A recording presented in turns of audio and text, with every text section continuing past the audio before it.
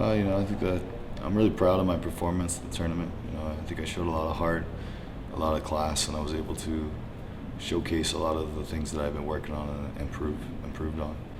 I'm still disappointed that I lost. I just don't. I'm not a good loser. So there'll still be things I need to work on for the next fight that I need to improve on. But overall, I'm very proud of my performance. It was insane the amount of love that I got from the crowd, and the moment when I walked out from the first fight was really. I usually don't, kiss my gloves and wave at the crowd and all that stuff, but it was such an amazing feeling. I had to thank them in some way. So overall, I'm proud of my performance in the fight. I feel like with Levin, I just didn't have the weapons. I couldn't kick. My legs were too messed up. My knees were swollen. I couldn't bounce around. I didn't have a whole lot of energy left. So I feel like I lost that fight based on the tournament and how it worked out, not necessarily my lack of skill or whatnot. So that feels good. I had a game plan for the fight. I wanted to do more of a American kickboxing style. We worked a lot on working on my inside leg kick and my teep, really focusing on my jab and kind of hitting and running, score.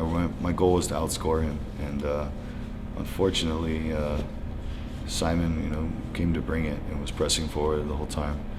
And he can only run around for so long before you're stuck in the ropes, and that's why he dropped me in the second round. He had me stuck in the corner through a nice combination. I was slipping, and I tried to throw back, and I just got caught. But I think that was the only way I could have won that fight, was to fight the way that I did.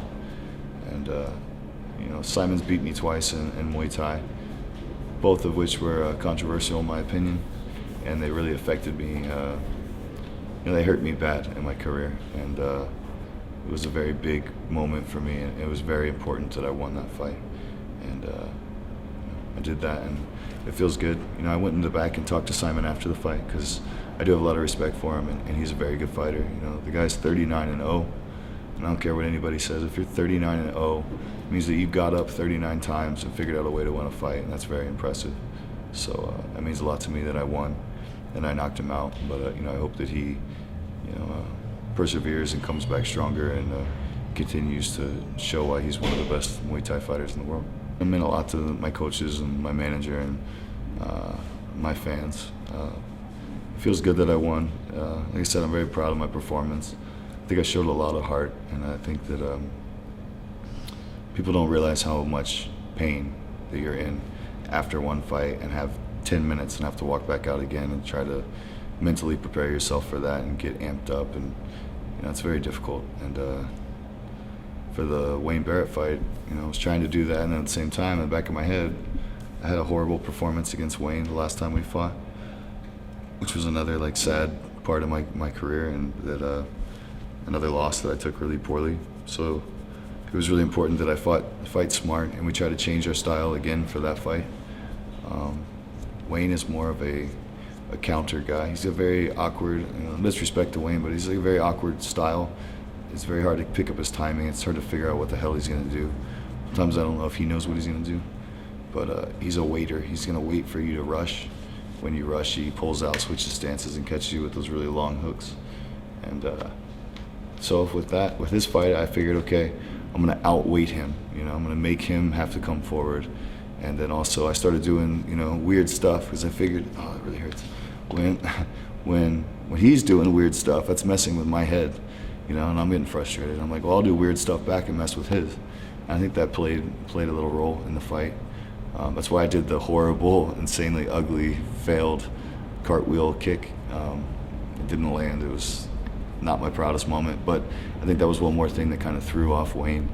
I also landed a jumping scissor kick, which I've never thrown in my life. But I was just trying different things to try to offset his confidence. So winning that fight, I really thought, I didn't know who won the fight. I felt that he had won the fight just because I was so frustrated the whole time. And I felt like I wasn't, it was a different style for me. And I didn't feel like either one of us was scoring that much. So I even told him after the fight, I thought he won. And I asked him what he thought. He thought he won 29-28. But getting after the fight, my coaches didn't feel that way.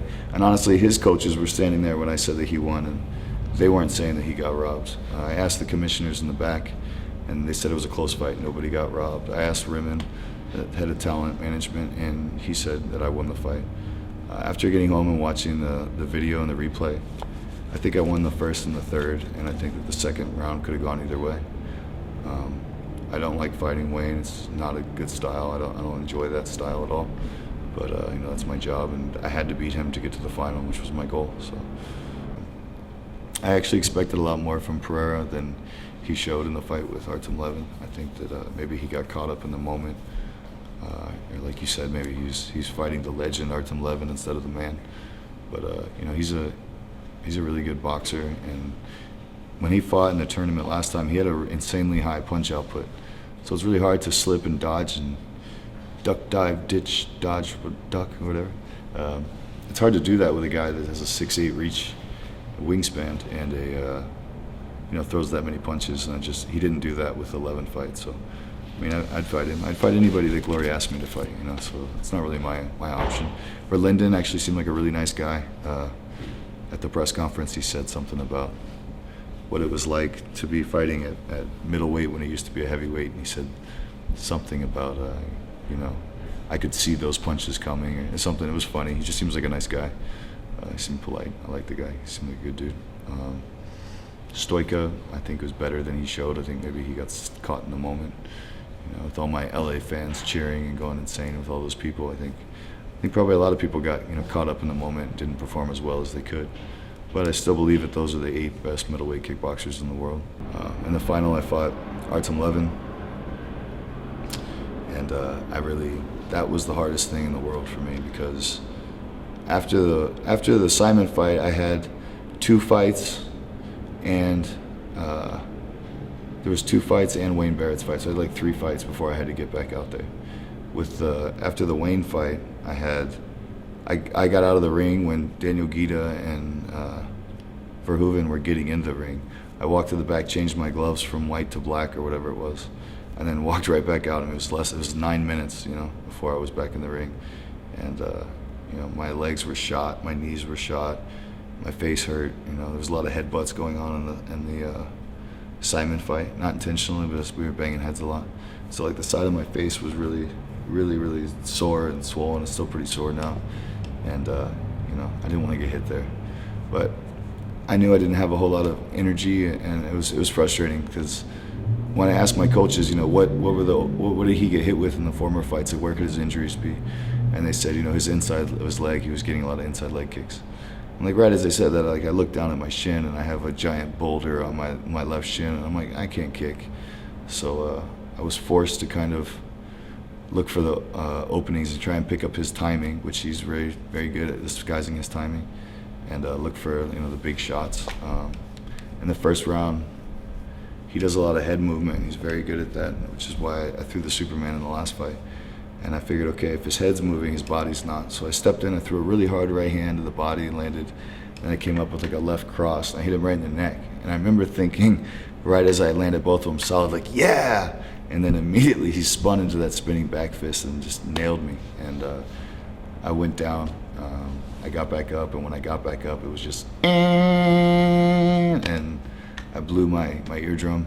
I'm still a little out of it, like off right now. And when I try to pop my ear, you can actually feel hot air coming out. So yeah, but I fought to the finish.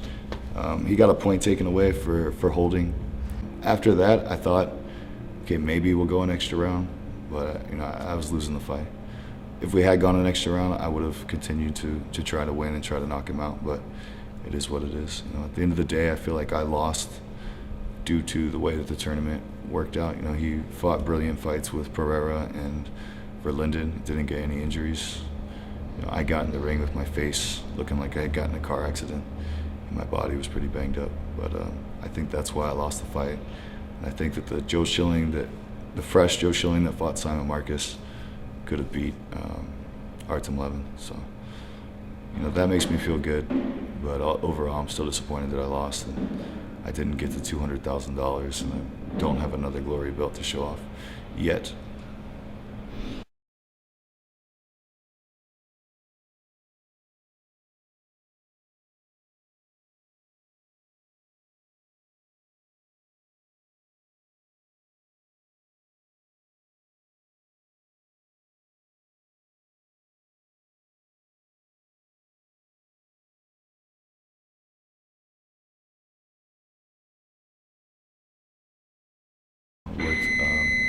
a lot. I thought I turned that bell off.